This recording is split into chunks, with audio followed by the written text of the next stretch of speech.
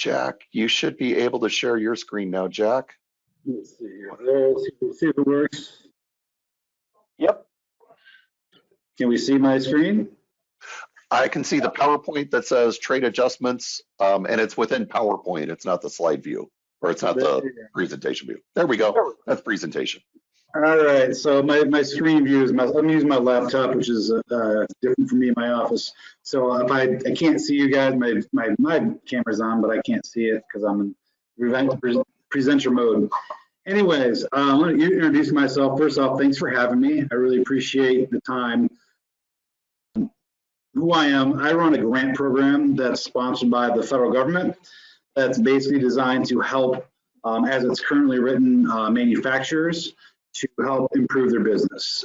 We've done projects with Coda Bears with some of our clients in our territory, and so I think it's a good fit to kind of give you guys an input of kind of what our grant is, how it operates, what the benefits are on a vendor and a manufacturing side. So if I'm going through something, please beep in if I'm going through something that's a little bit too vague, if you will. So anyways, to start off, I work for a company called Applied Strategies. We are a private nonprofit organization that solely exists to run this grant program. There's 11 offices around the country that do this grant program. Some of them are run through universities, some of them are run through private nonprofits like our company. The states we deal with is Illinois, Wisconsin, and Minnesota. And these are basically where manufacturers are headquartered. So if we were working with a company like General Motors, even though they may have a facility in Wisconsin or Illinois, we would have to turn them over to the Great Lakes TAC office, who actually deals with General Motors headquarters in Detroit, Michigan. So as I said, basically, this is it's as a law is currently written, we're dealing with manufacturers. That may change in the near future to also include service providers as it used to. But basically what it is, in a wordy way, it's a technical assistance funding program that's designed to help companies who have been negatively impacted by imports. It covers pretty much anything manufacturing. So if you take something and you add value and you sell it, then we consider you a manufacturer. So there's everything from pencils and pens to tires, ball bearings, computer paper, you name it, our manufacturers as we deal with them. The purpose of the grant is to provide technical assistance funding, basically to cost share projects to improve your business. The assistance that we provide as a TAC office is we walk you through from cradle to grave. So if you were to work with me as a manufacturer, you would say, we're interested in this grant. Tell me about it. How do I get in? How do I, start spending money? And I would walk you through the process. I'm going to go through some of it this morning. And we basically go through the assistance is basically identifying your weaknesses and providing some solutions on how to fix that. Overall, the results we're hoping for is to improve your sales, increase headcount, and increase your profits. The competitiveness is how we're tied to foreign trade. Basically improve the ability to compete with foreign import products, and any industry you can think of honestly has been negatively impacted by foreign goods or foreign services. We're globally connected now. We all kind of understand that. As far as what kind of assistance are we talking about, what kind of cost sharing, we have two different levels of the grant program. One is a maximum of $30,000 cost sharing. We're going to pay, my office would pay $22,500 and the manufacturer would pay $7,500. And then there's a larger one that's currently capped at $150,000. That would be a 50-50 split. I'm going to pay $75,000, matching $75,000 from the client.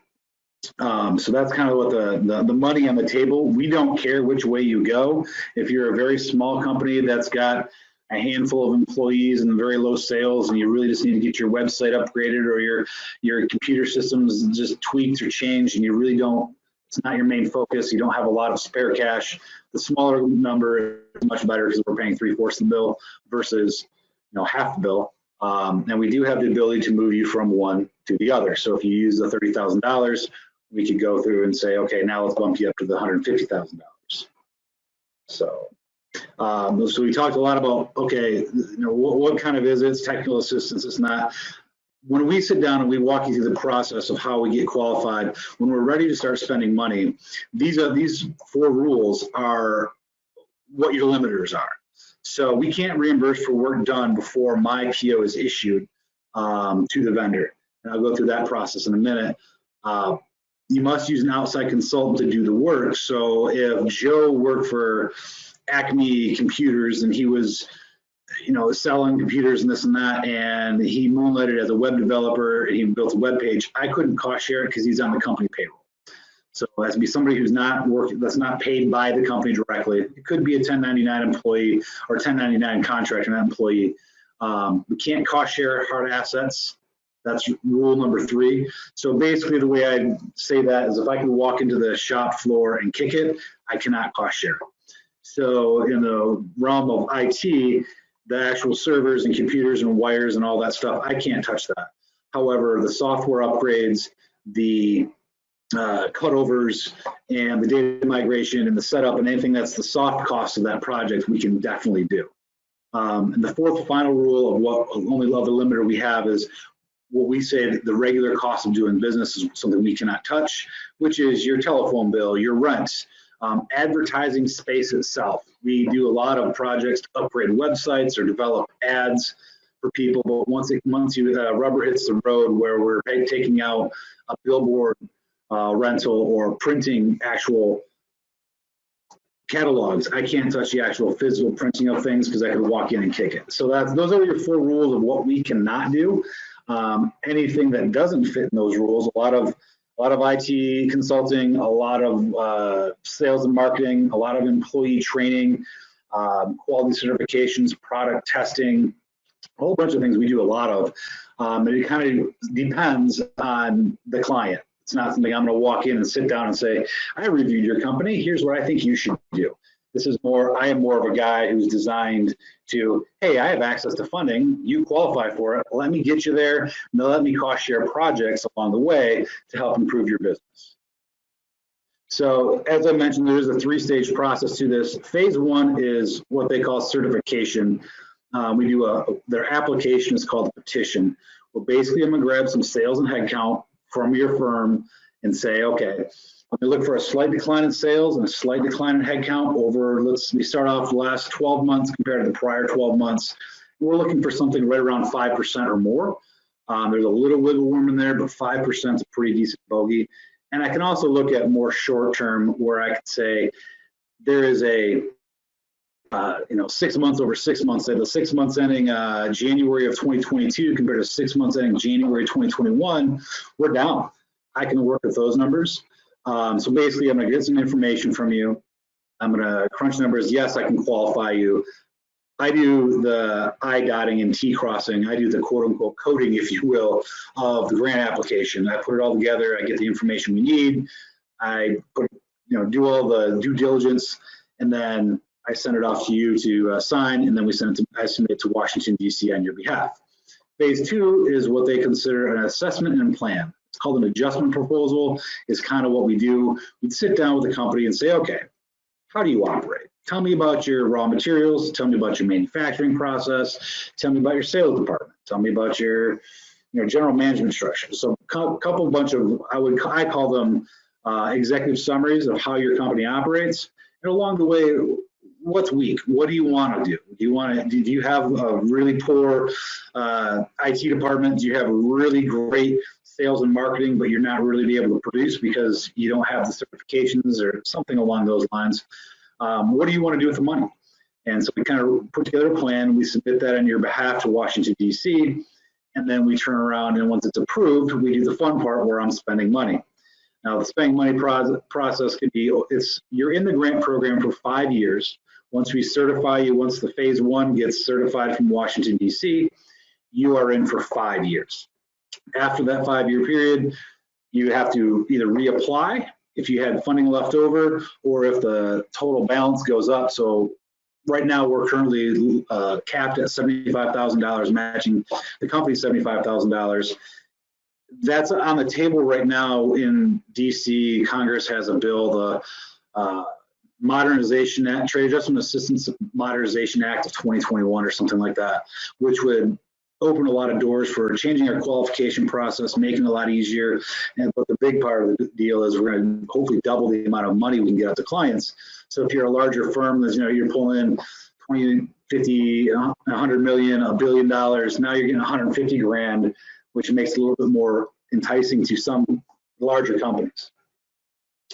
So phase one, certification criteria.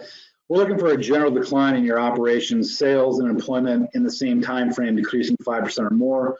The little asterisk is there because we do have a little wiggle room and a few different ways to slice the pie. If your sales went down, let's say by 25, 30%, but your headcount stayed flat because you're a very small shop, I can look at things like hours worked or wages paid over that same period of time to see if we can find a way to qualify you.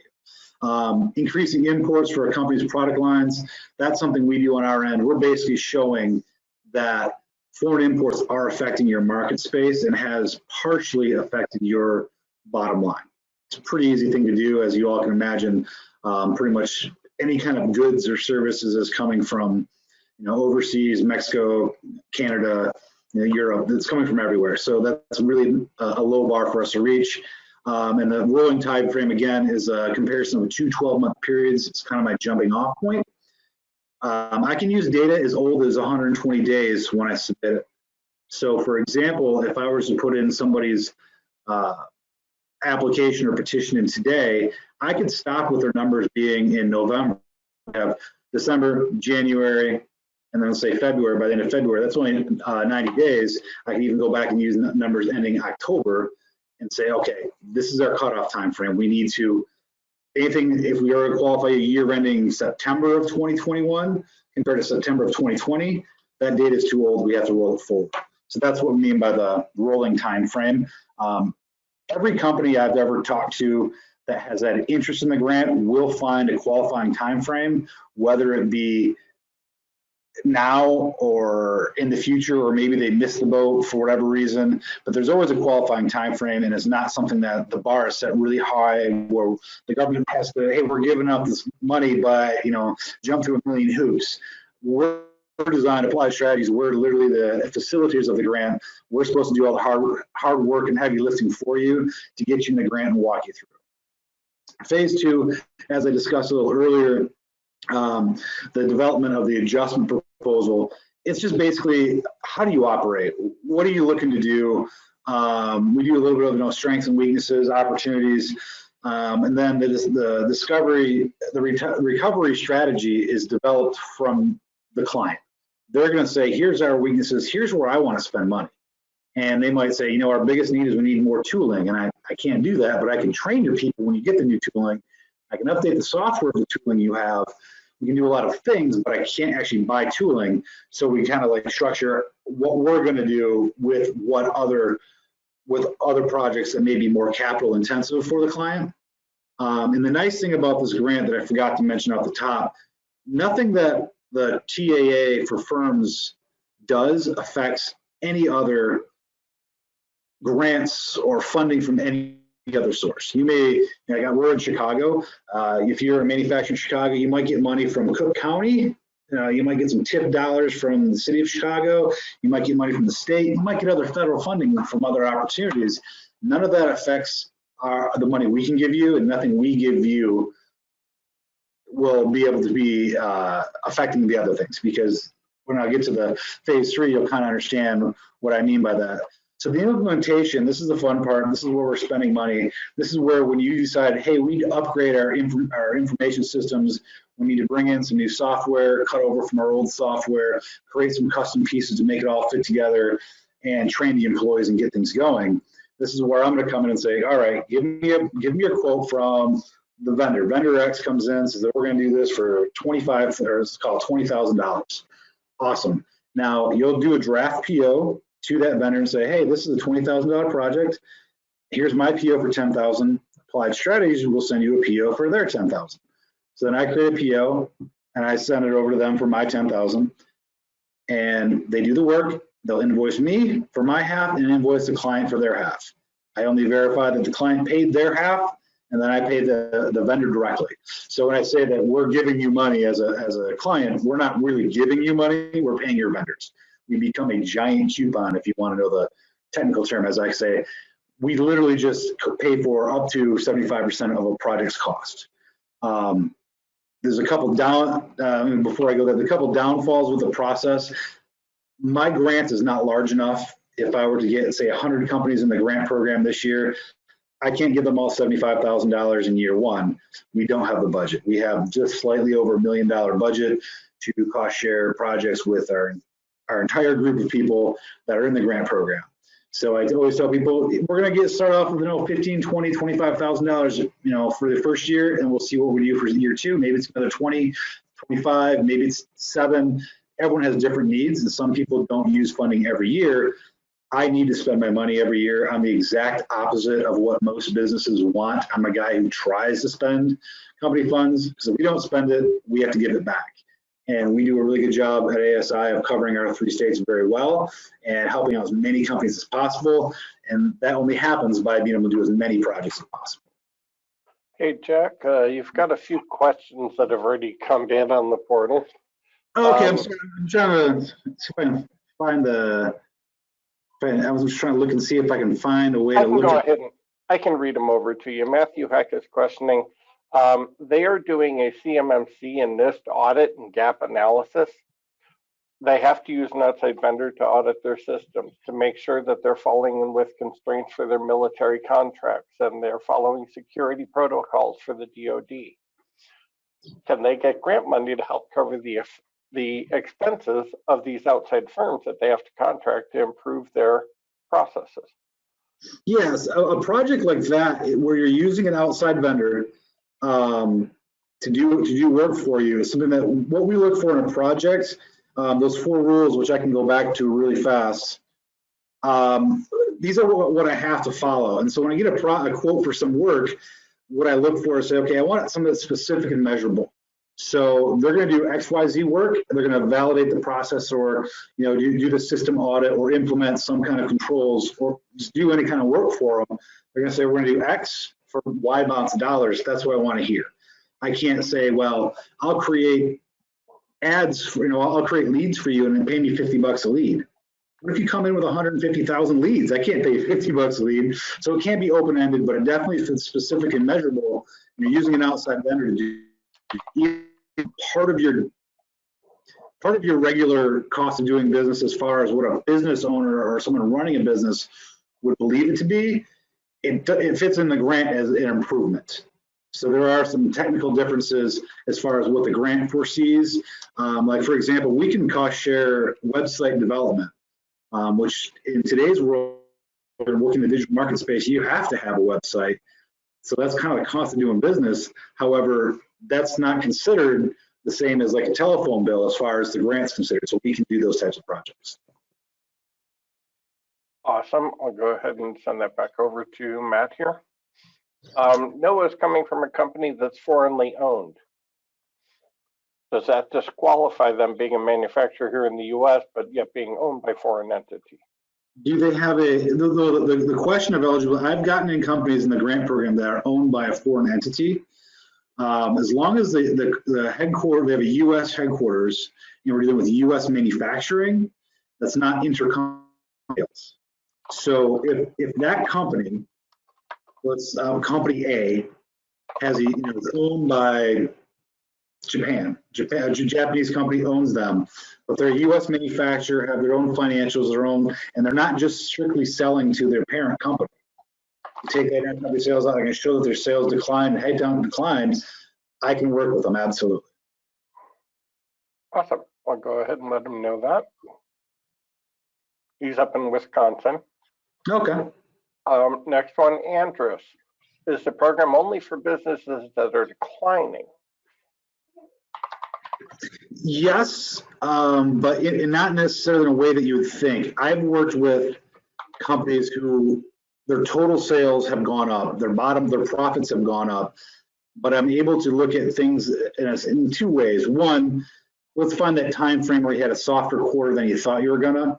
That's sometimes enough just to get a company in. And another way is I can usually segment out sales, and I have a great example of a company in Wisconsin where I was able to take a paper manufacturer that They made a bunch of papers and stuff like that, and then they got into the books. They made a couple book lines, and their books were more than 25% of their sales at the start.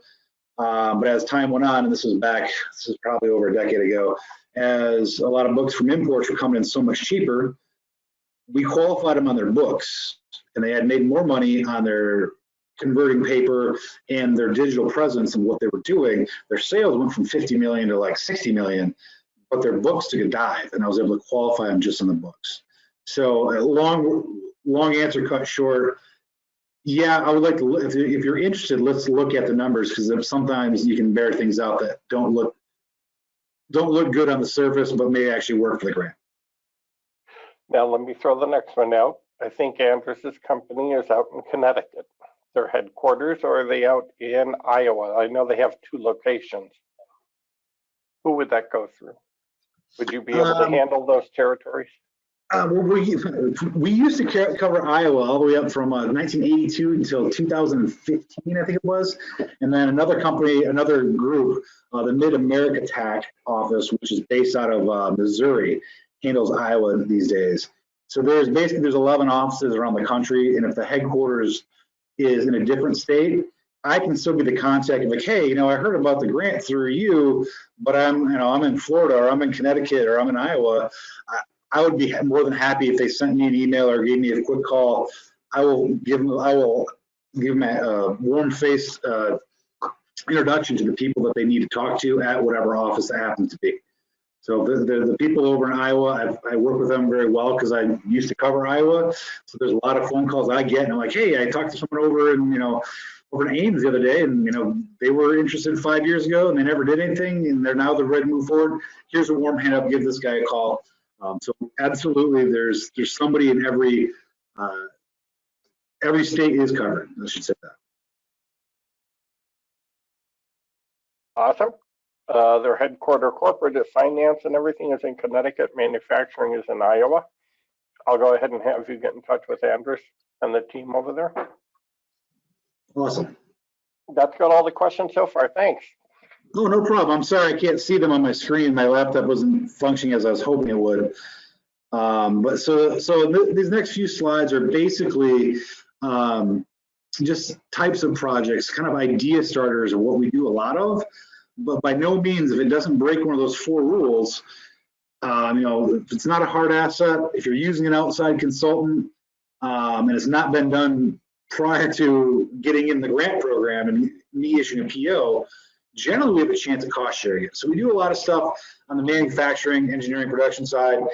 These are, like I said, these are high level things, and you may do your company may do a bunch of different avenues of this, like productivity improvement, lean training, Six Sigma, something a large corporation might struggle with because they do that in-house. That's where I would struggle and say, well, I can't pay for your internal guy to do that training. However, if your guys were to go to to have another vendor come in to do the work for you or do the training, we can cost share that type of stuff. So depending on what it is, some of these are a little high level and a little kind of broad, but they're more idea starters of what might fit into your business to say, hey, there's some value for this grant program for us. I look at our grant program as more of like, as opposed to a funnel where we take everyone, but we can do one specific thing. We basically take one kind of sector of the economy. We take manufacturers and hopefully soon service providers, and we can do a bunch of different types of projects. So marketing and sales, commonly we do a lot of e-commerce development, training programs, website development is a very, very large one. Market research studies are very, very heavy for us. Basically, once again, doesn't break one of those 4 rules. You want to get your sales force trained, that's something we can work with. Financial and general management, we do a little less of this. We have been doing it more in the last few years. Organizational analysis, succession planning is a big one that a lot of people don't think about. But if you're a first, second generation owner, and generally by the 3rd generation, things get a little tough, you need to figure out who's going to take over your company when you decide to retire. Or like I said, in the organizational analysis, if Joe was the guy at the, who ran everything, he ran our machines, he did our shipping, he did our inventory, he, everything, and then Joe hit the lucky lotto, who replaces Joe? How do we, and then when we bring in Joe's replacement, what are they supposed to do? Let's figure this stuff out. As companies kind of look towards growth, some of these issues which can be swept under the rug need to be a little bit more addressed, and these are types of projects we definitely can cost share. IT support systems, custom programming, employee training, hardware and software evaluation. Like if you bring in somebody to say, hey, let me look at my system, what can we do? What do we need? That initial consulting we can cost share. Software upgrades, it's like cutovers. If you're buying an old design software system, you're moving from an AutoCAD to a SolidWorks, or you're moving from SolidWorks to a Pro-E or something of that nature. There's a million of those types of old programs out there. You might have we're going to buy the new software, we can cost share that and train you on that. What do you do with your old data? Like, it's not good in an old AutoCAD file. If they're going to need to pay cost share to do the conversion to cut things over, that's a big piece of the pie for somebody who's going to jump into an ERP system upgrade. It doesn't do you any good if everything winds up in a non-usable form. So industry served, once again, this is not all inclusive. If you think of somebody who takes something, adds value to it, and sells it to someone else, that's someone I can work with. A lot of people don't think about food as being manufacturing. People don't necessarily think about like printing breweries, wineries, furniture. I mean, everyone thinks, heavy industry, Caterpillar, General Motors, Harley Davidson, maybe some RV vehicles or things of that nature. There's so many different types of industries that you may or may not be aware of that would qualify for it, that don't necessarily roll off as like heavy manufacturing that you see in the news. So our definition is, as I said, take something, add value, and sell it to someone else. That's our definition of a manufacturer. And so the program benefits, and what we hope to have happen is you're improving your cash flow and financial leverage by, if we're paying for projects that you're going to do anyways, taking a $40,000 project and getting it cut in half, that really helps. Improving it in the hope of the project, it does make you more competitive against foreign and honestly domestic manufacturers as well, which will hopefully increase your sales and production, and job growth and retention is the name of the game. This grant has been around since 1974 in its relatively current form. We've been doing it at Applied Strategy since 1982. When the founder of this company was asked to create this company literally to do this grant. If I don't have this grant, I don't have a job. So we do one thing, we do it very, very well. My job is to meet somebody, walk them through the program, get them qualified, and then I don't hand them off to someone else. I would turn around and I would develop a business plan with them, sit down with them. What do you want to use this grant for? I'll put it in the words and make sure DC understands exactly what we're doing. I'll get it approved. And then when you're ready to do caution, it would still be me that you work with, where, Jack, I've got a project I'm going to be doing in April of 2022. Here's my scope of work. Here's what I'm looking at. Can we get some funding for it? And then they look at it and say, this is a huge project. There's no way I'm going to go do 50% of $100,000 right now. We just don't have the funding right now.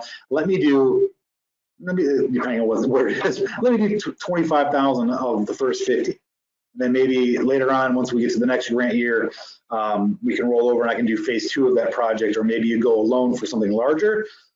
However, we can help in a lot of different ways. So that's kind of the way the grant program works. The upside is there's definitely funding out there to use. The downside is there's a few restrictions on what you can spend it on, and the time frame, you have 5 years to spend the funding. So that's kind of what that is. And I'm going to get off those are my I'll leave this up for a minute. My contact information, Applied Strategies International. We're the Midwest Trade Adjustment Assistance Center, one of 11 centers across the country. That's my direct office line and my email address. If you do have somebody who is, interested in the grant program, or you want to refer somebody, I'm more than happy to take your phone calls or emails and hopefully answer some questions. Jack, is there anything I can? Everybody on this meeting is interested and qualifies for this. So Well, it's a 100% hit for your company. It's just getting people to jump and making sure that, okay, I'm out of Connecticut. Who do I have to work with if it's not an area you cover? And being yeah, able to get them in touch, because everybody on this meeting, not everybody is in the US that's in the meeting right now. So there are some people from Canada, New Zealand, Europe that are in our session today. The rest are bulk US manufacturers here. Yeah, absolutely. And there's a lot to be. If someone's interested in the grant program, I have definitely the time and horsepower to make that warm introduction with the director over in a different part of the country. Say, hey, your headquarters, your U.S. headquarters is in Georgia. Let me put you in touch. California, let me put you in touch with these people. I don't work personally or professionally on a commission. So if a company is interested in the grant program, I'm more than happy to work with you. I'm more than happy to walk you through the steps and say, this is what it is, this is the good parts, this is the bad parts. I can give referrals of like, hey, here's a client that I've worked with, he's in your industry and roughly near you. Give him a call, ask him what the good, the bad, the ugly of the grant is. Once again, I don't make a commission if you're not interested. There's no hard sell for me, there's no bottom line. If you want to walk away, you can walk away, that's absolutely okay. The big thing I always try to say is I want people to be aware of this grant, because we've been around for a very long time. We have a relatively, compared to other opportunities out there, we have a very small client base, partially because we have a hard time marketing our grant program. We don't have enough internal horsepower or budget to really spread the word outside of events like this, where someone's gonna say, I was on this webinar and I heard about this grant program and I was able to get some stuff going, blah, blah, blah. And I heard about that, and so I referred my friend Dave, who actually works in this industry in Florida. So that's kind of how we work, and it's really great for me to have an opportunity to explain people what the grant is, and at some semi-high level, and how it can help out companies.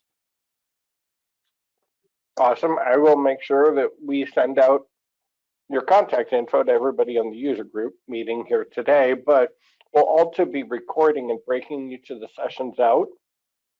So with your permission, we'll be putting a video recording of your presentation up on YouTube, which is where we send it out to everybody that couldn't make the meeting. They can still go watch the videos for the session if they weren't available today.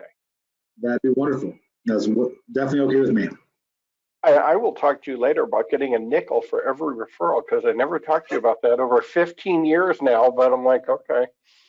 If you can help, yeah, my thing is if you can help an Epicor user get access to the federal grant money to help them improve their processes and improve their business, I win, because then they hire me to keep working for them. Absolutely. That's one of the things I didn't touch in my original presentation is we have to be transparent with whom we do projects with.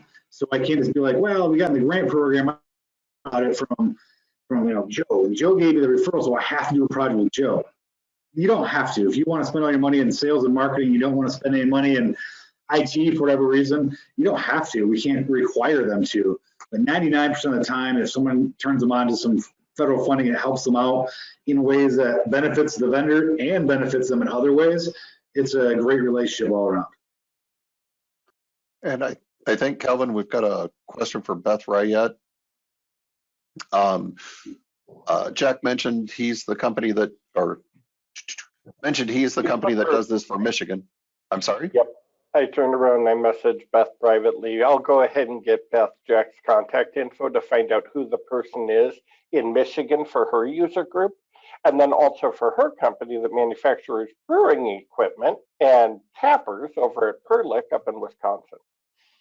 So Perlick would probably go through ASI. Michigan users would probably end up going through another partner. Yeah, off the top of heads, the Great Lakes TAC, they're out of the University of Michigan. They do cover Michigan, Indiana, and Ohio. The director is Scott Jacobs, and I can definitely put them in touch with them. And as far as Wisconsin, I would definitely be able to help out. Since we have a large chunk of Michigan and Indiana that's also on the call, if you can send over that, we'll make sure that his contact info is in the minutes of the meeting, and we send that out to everyone. Absolutely. And then Matt Heck had his hand raised. Matt, I unmuted you if you still have a question. If not, I'll put your hand down. Hey, Jack. Ooh. So I had to step away at trying to do my normal day-to-day stuff with end users here. I had the earlier question about the CMMC program, and looks like I had gotten an answer to that it would fall under the ASI scope. So just real high level, is that something that you've been asked before, if that whole cybersecurity regulation that's been coming down for DoD companies in the DIB or Defense Industrial Base, that sort of bringing in a third-party organization to audit us and do the gap analysis to prepare for that certification, that falls under your scope, you think? Absolutely. We look at things as far as, like, when I look at any kind of certification or of any kind, whether it be literally developing a product or doing, you know, something more high end, you know, to prove out your process, having someone else do some work for you that's specific and measurable. Absolutely, that's something we do. We do a lot of it more towards the ISO side of things, and then some product stuff. We've in the last, I would say, 3 years, we spent a lot more money on, you know, third-party audits of systems than we have probably in I've been here for about 14 years. And the first 11 years, I don't think we did hardly any of those types of projects. They're really ticking up because as someone requires them, I mean, and I use the basic example of, you know, if you make car parts, maybe you're a tier 4 or tier 3 supplier, you never needed ISO, but all of a sudden your customer's saying, hey, you know, Ford's requiring my supply chain to have ISO, you better go get it or I can't buy from you. Same type of thing with the DoD. They're pushing these certifications on down, and if you don't have them, now you're out of the game. Well, that's a big, as far as I'm considering, that's losing a competitive advantage, and so that's improving your business. So that's an easy sell for me on the grant program. Yep, and Matt, he does work because my brother's company is going through also the NIST and the CMMC, and I put him in touch with Jack's company to cover this. Perfect. All right. Well, thank you, Kelvin, for that insight, and thanks, Jack, for the presentation as well. I will definitely be reaching out. So thank you. Thank you.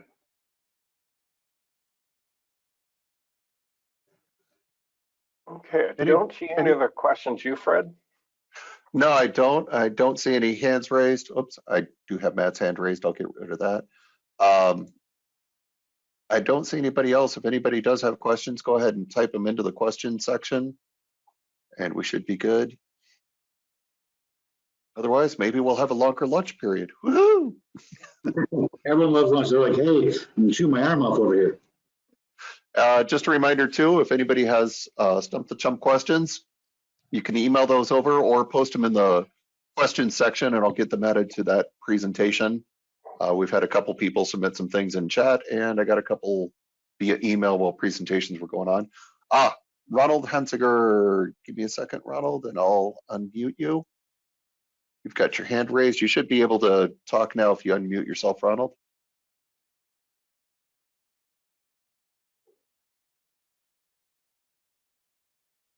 You able to unmute yourself, Ronald?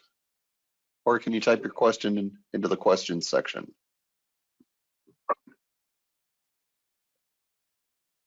Well, he raised his hand, but I can't hear from him yet.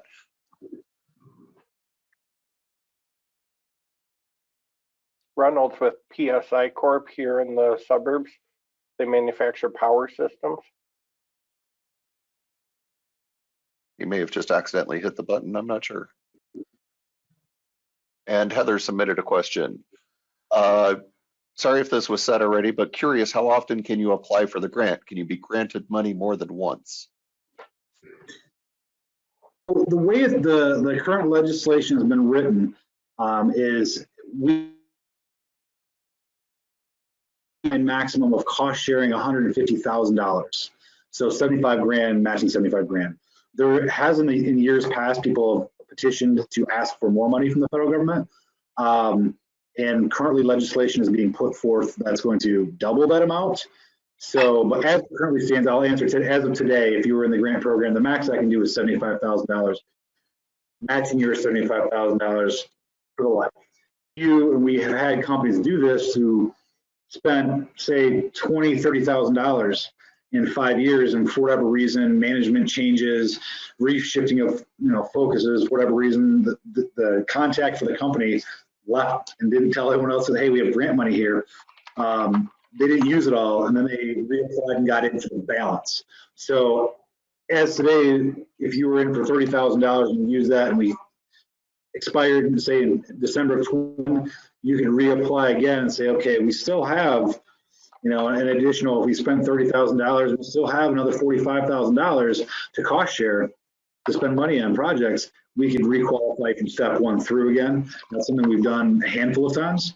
And I'm excited because if this number actually does double from 75 to 150, matching another 150, so as it goes from 150 to 300, then a lot of my old clients that did really good things with the grant, I can reach out to them again and say, hey, we can do this all again if you'd like. So, but once you hit the lifetime max, we're kind of done. Okay. The Ronald Hessinger was actually Mason over at PSI and said, hey, can you send me the info? I said, yes, I will. If there were any specific questions, there weren't any, but I'll go ahead and get you their contact info, Jack, so that you can communicate with them after the meeting. Absolutely. Absolutely. The easiest way to get a hold of me just for a reference is through email, just because we do some remote working still due to the COVID and all the stuff, so I'm not in my office all the time. I do get voicemails from my office phone sent to my cell phone and to my email. The email is just the quickest way, and I'd be happy to reach out to anyone as soon as they reach out to me. Awesome. And by the way, thank you, Heather. I forgot that in my head because I was going to ask, after you've used the 5 years for your grant, can I apply for more or a second grant? And I forgot to ask the question myself. Thanks, Beth. No worries, no worries. Hopefully I made it clear. Yeah, right now it's a $75,000 max.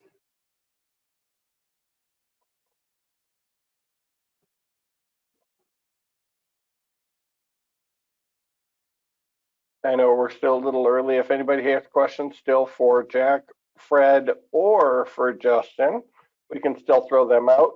I think we still got everyone. Jack, I know if you didn't want to stay on for the rest of the afternoon at the Stump the Chump session, we also have an open Q&A forum where people can throw out questions. I can handle those and just put you in touch with the people. If anybody has questions, I didn't know if you were committed to stay on for the whole meeting today or just popping in for the hour. I'm going to try and stick around for a while. I do have some other stuff I've got to do, but I'm going to try and stay connected if I can. Okay, you got a real happy thank you from Heather here. Repeatedly thank you. Well, that's good. That's good. Hopefully this is good information people can take back to their other people and see if it's something that works for them. The one thing I always tell people is it might not today might not be the best time to qualify. You know, people got really hammered in 2020 and maybe rebounded in 2021, but I don't need a catastrophic, you know, failure for a company to qualify. We don't need you to get cut in half. We just need basically a bad quarter or one lost customer who didn't come through like they were supposed to. That usually can kind of get us over the hump. So people always think, well, yeah, we're not bad. We're not that bad. We're not as bad as we were back in April 2020. You don't have to be that bad. So the big message is if people are interested, don't qualify or disqualify yourself. Let me look, or someone else in the grant program look at the numbers to make sure that either A, you do qualify, you don't start spending, counting your chickens before they hatch. Or B, don't walk away. If you're interested in it, don't walk away until you know that it doesn't work. And if it doesn't work right now, let me call you in the summer or the fall and see how things are going. Things change relatively quickly. So that'd be my one bit of advice. If there's interest, talk to somebody, and it doesn't have to be me, someone at a TAC office, and say, hey, I'm interested in the grant. How can this help me out? Here's where I stand, and let's figure it out. One question I did forget also today, that's 2 questions now. I'm really shooting a bad average here. I'm about to strike myself out. You had mentioned e-commerce sites, and that I had not seen through you guys. Because is that considered software, or is that considered a service? The development of it is generally more on the software side, the code writing side of it. Someone's going to take their website and add e-commerce capabilities. And we can get through a lot of stuff all the way up through, like in an ISO example, all the way through year 1 certification, your year 1 audit, we can do that. And then that becomes a regular cost of doing it. Where if somebody has developed e-commerce and get that implemented on at your company, we can get you all the way through there. But once it's up and running, unless you're doing some major improvements to it or some improvements to it, I can't go back and just cost share, hey, we're gonna buy Google AdWords again for the 50 millionth time. I can't really do that, and it becomes the regular cost of doing business. But to get up and running on that type of stuff or make changes or change your capabilities is definitely something we do cost share. Because I know a lot of people are adding websites moving forward, adding e-commerce that directly integrates with their ERP software. But I didn't know it's software generally as a service for the first, well, generally software as a service. They're going to be paying a monthly fee for it for the first year. But it's also the onboarding and the integrating it with their ERP software and getting part data and customers and historical records moved over. Yeah, that's a lot of what we touch. When I do a software project like that, software as a service has kind of changed how we used to look at software. People would come in and say, we need so many seats of SolidWorks. Okay, great. There's an upgrade for 2014. Let's go. And now it's more like, hey, we want to have this ERP platform. And they're like, okay, it's going to cost for so many seats. We're going to pay whatever, $40,000 to get all up and running, to get all these seats we need. Wonderful. Like, okay, I can cost share that, but I can't buy software for like a 3-year term. I can buy it for up to a 1-year term, but I can't buy it for a 3-year term because then I'm paying for something outside of the scope of what my PO allows me to. So when someone decides to do e-commerce, and they're, like you said, all the onboarding and getting things ready to go, the consulting that gets them up and running in that first year of software, I do that all the time. And then usually the year 2, if nothing's changed, I'm usually like, no, let's do this. Let's do something else with this funding. I don't want to be paying just perpetuity to pay your bills to run your e-commerce site. If there's a significant upgrade, let's talk about it. If, hey, we're going to take this platform, we're going to add some new features to it, we're going to integrate other parts of our business, that's definitely something I want to talk about. But just to kind of keep it in perpetuity, it becomes really stale really fast, and it becomes almost like the power bill.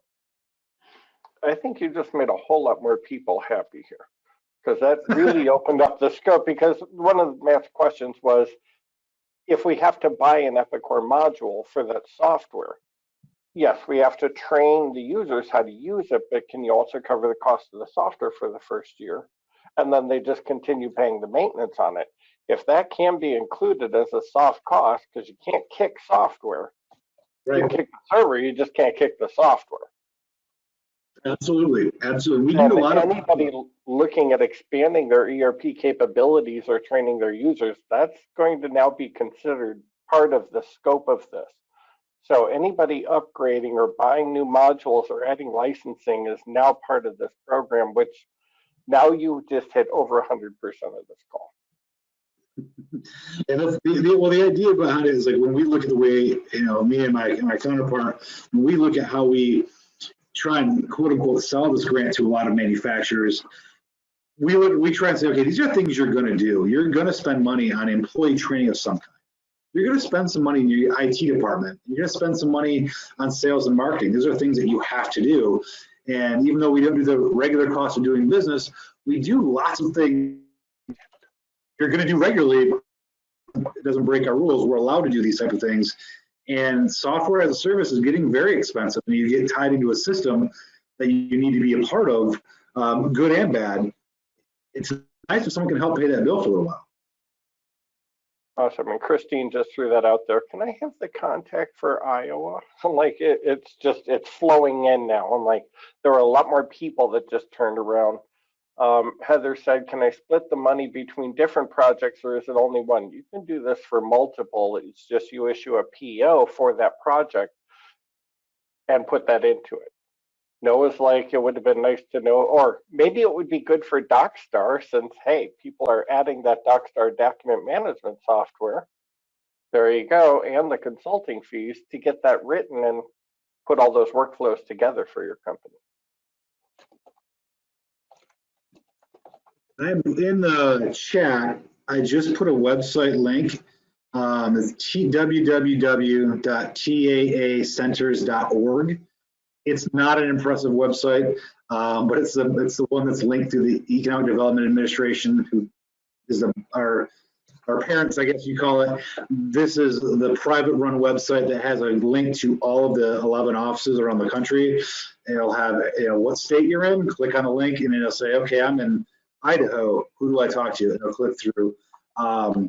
So you can, everyone here can go to that link that I just sent out, and you can just find what office you are, whether it be Applied Strategies or Mid-America or Great Lakes or whatever, and find who the contact is. And if you'd rather have a warm handoff, I do have a 100% success rate of handing, leads off to people where I have the conversation with them. Hey, here's what I know about them. Here's where they're from. Here's where I learned about their interest.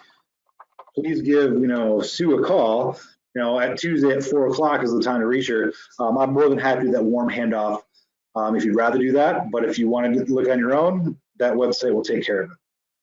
I took a copy of that message and put it out for everybody. You had sent the chat to the panelists and the organizers. It didn't hit everyone. I turned around and forwarded that to so Beth. Okay. We just forwarded it to everybody. There you go. And I'm going to tell those other offices they owe me a nickel for everyone that goes.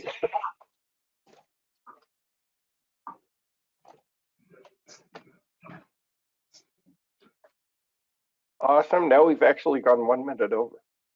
Okay, well, I will be around. I'm going to keep this computer on. I'm going to probably go grab some lunch myself. But I'll be around, and if anyone has any questions or if they want to email me, give me a phone call. I'd be happy to chat. Hey, maybe we should do this more than every 10, 15 years. Probably. We Come can, out and meet people. absolutely. Well, I'd love to do this in person someday. And we're getting on the other side of all this extreme fear from working in Chicago and stuff like that. It's a different atmosphere. There's a lot more empty office space down here, that's for sure. I want to say you actually came out and visited us when we were under the Galaxy banquet hall meeting space with all the stars and the Starship Enterprise in the room. So yes, it was a long time ago. That reminded me of going to like an old movie theater carpeting and stuff. I remember that. All right. I'd be more than happy to be a part of it.